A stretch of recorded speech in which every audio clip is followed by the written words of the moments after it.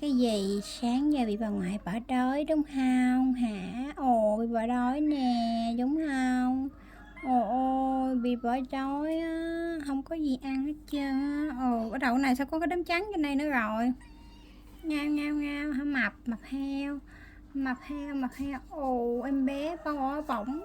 Em bé bỏng, em bé bỏng, em bé bỏng.